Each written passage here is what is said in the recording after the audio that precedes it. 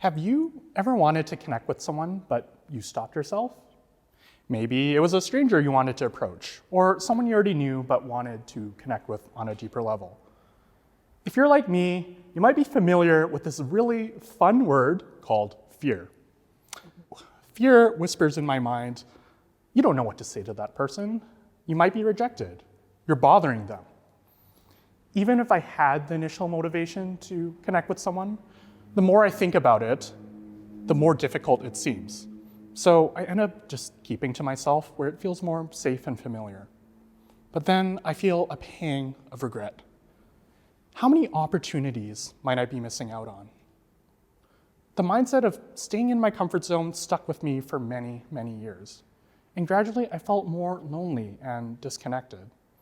It seemed like other people had more friends than I did, and they were having so much fun. I felt like I was left out. I would daydream about being able to go on all these spontaneous adventures, finding the love of my life, and feeling a deep sense of connection with other people. The thing is, all of this starts with an interaction. I can daydream all I want, but there has to be that initial interaction for two lives to intersect. So how could I overcome my internal fear? I started using my overthinking to my advantage. I started thinking of all the invisible structures and norms that underpin social interactions and thought, how could I design it in a way that made it as easy as possible and had the highest likelihood of success? I focused on a central question. How could I make meaningful connections easier? Like a scientist, I theorized I could break down all the different variables of social interactions and experiment and make it easier for myself. And through experimenting and looking at other examples of human connection, I found a way that I could make meaningful connections easier. And that came in the form of finding an excuse to connect. And I'd like to share this principle with you today so you could apply it in your life as well. Let's start with a model for interaction. You are this dot, and the stranger is this other dot. Now imagine a third dot between the two of them forming a triangle. In her TED Talk, Why You Should Talk to Strangers, Keo Stark describes a strategy called triangulation.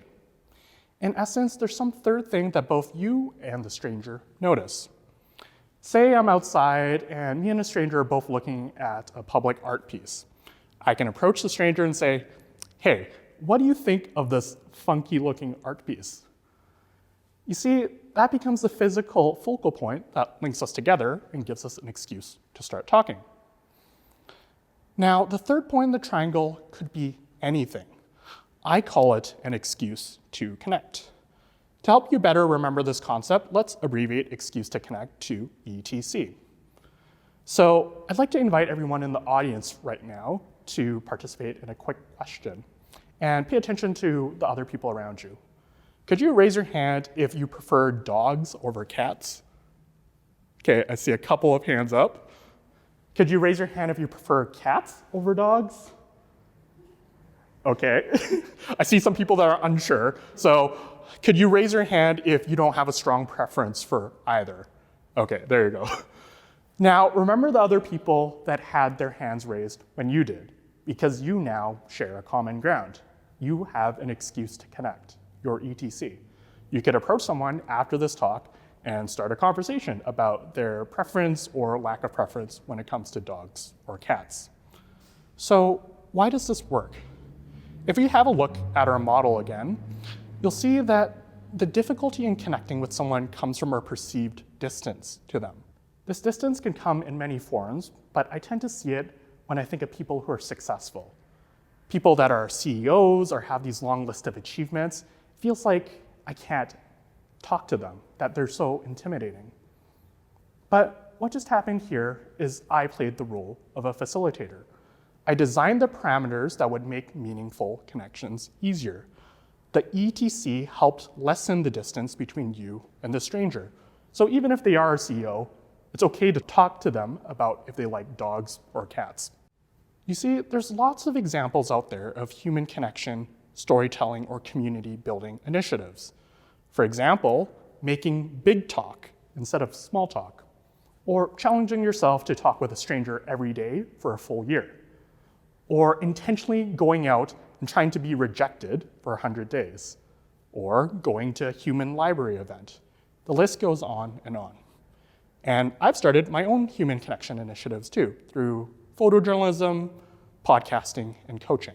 I realized the thing that was in common was in one form or another, they're creating an excuse to connect. Instead of passively waiting for the right conditions to align, they're actively going out and creating the conditions that made meaningful connections easier. And I think you can do this too. After looking at all these different examples, I've been able to distill it into 4 core principles that you could apply. The first principle is shift your mindset. Once you adopt the mindset of trying to find an ETC, it shifts your mind to a more productive and forward-thinking way, instead of being stuck in repetitive cycles of worry of how to talk to someone. It doesn't mean that you still won't experience fear, but it makes it more manageable. There's a helpful tool called a fear ladder. The way it works is you can set a goal for yourself, in this case, trying to connect with more people, and imagine it's at the top of the ladder. Now, you can break that goal into the different steps of the ladder and assign each step a different fear rating, in this case from a scale of 1 to 10. So approaching a stranger on the street and initiating a conversation might feel more like a 9 out of 10 on your fear ladder. But maybe simply giving them an eye contact and a slight nod and smile might feel more like a 2 out of 10 on that fear ladder. The idea is you want to identify what's the first step that you could take towards your goal that's slightly outside of your comfort zone but still feels doable. And you practice that behavior enough until you feel ready to go to the second step and the third step and so on. And for each step on the ladder, you can design an ETC that feels actionable and realistic to you. To see how you could design these ETCs, let's move on to the following principle. Principle number 2, approach with an invitation. You want to invite the other person to participate.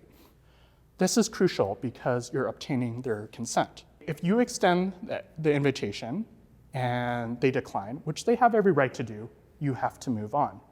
But you might be pleasantly surprised how open people generally are to connecting. Let's see some of these invitations in action. There's a really cool project called Humans of New York. It was started by Brandon Stanton, and his goal was to photograph 10,000 New Yorkers and share their stories online. This is an ETC. Brandon is approaching strangers and saying to them, "Hey, I'd love to get to know your story. Would you have 30 minutes to chat?" And I know this works because I've done it myself. At the University of Lethbridge, I started a similar project where I was interviewing students and professors and sharing their stories online.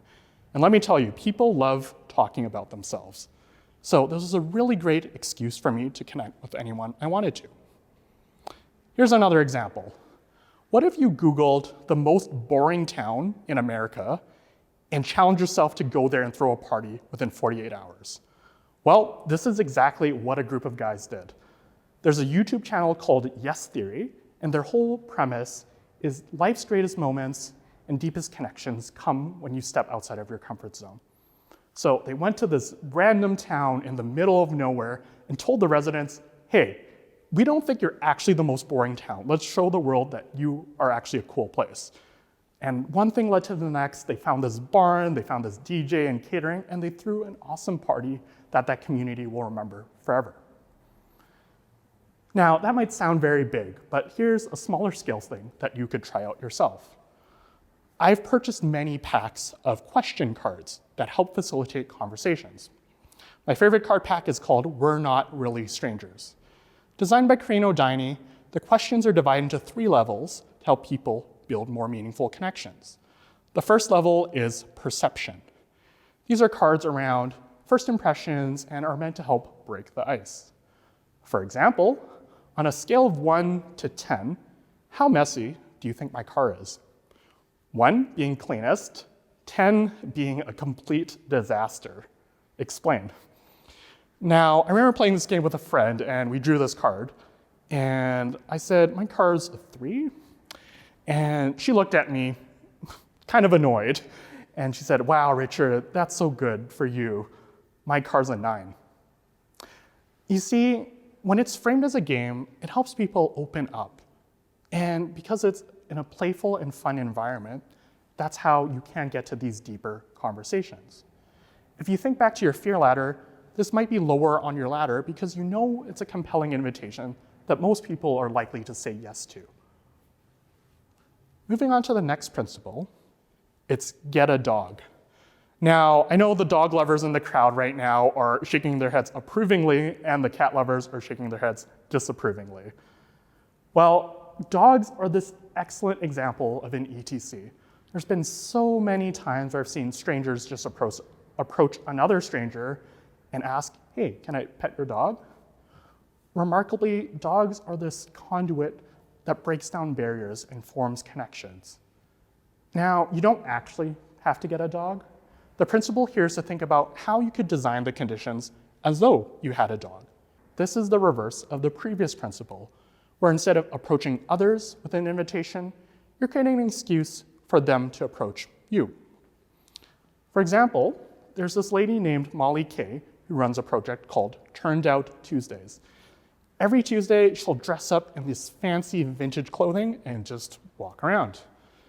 And as you might guess, lots of people will walk up to her and ask, wow, why are you dressed up that way?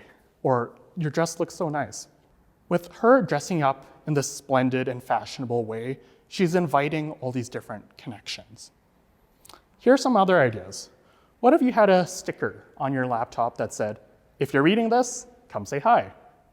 Or a t-shirt that said, free hugs? Or I thought of this one the other day. What if you had a sign that said, future celebrity, come get your autograph? So as you can see, there's lots of creative, quirky ways that you can create connections with others. If this does feel like it's really high on your fear ladder and you're not comfortable doing it, just remember that you can be on the lookout for other people's invitations as well. There's a guy named Rob Lawless who runs a project called Rob's 10K Friends. His goal is to talk with 10,000 people for one-on-one conversations. All you have to do is just message him on Instagram and you can have one of those conversations. There's these opportunities for human connections all over the place if you pay attention. This segues nicely into the last principle. Recognize our collective humanity. We're all human. We all want to feel a sense of love and belonging. We want to be seen and heard, and we want to connect. Now that we've gotten to know each other a bit better, I'd like to do another poll of the audience. Could you raise your hand if you've ever struggled to connect with someone? As you know, I've struggled with this, and as you can see around you, other people have struggled with this too. You're not alone. Recognizing our collective humanity is important because when we don't have these types of conversations, it's very easy for people to feel a sense of shame that I'm the only one that's experiencing this and I can't let anyone else know or else they'll judge me. The thing is, you're not alone in feeling this way. Recognizing our collective humanity helps lessen the psychological distance from us and another person. It shows that we're really not that different because on a fundamental level, all people want to connect. And all people are struggling with something whether you can see it or not. Because we're human, it means we're imperfect, and we're all trying our best to navigate through life.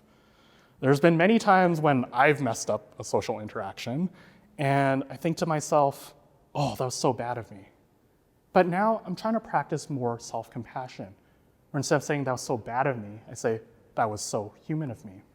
It's normal to mess up. But I know if I have my own back, regardless of what happens, I can step outside of my comfort zone and connect with more people. Because one thing led to the next, and I somehow ended up here talking to you on this stage.